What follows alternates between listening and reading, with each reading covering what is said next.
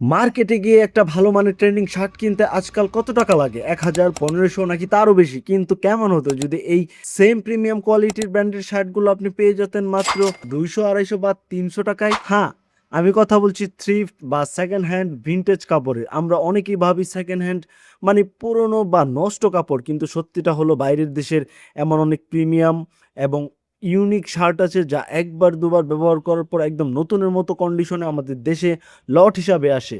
আর এই আইডিয়া থেকে আমি শুরু করতে যাচ্ছি নিজের একটি অনলাইন থ্রিফ্ট শার্টের বিজনেস। হ্যাঁ, সত্যি বলছি।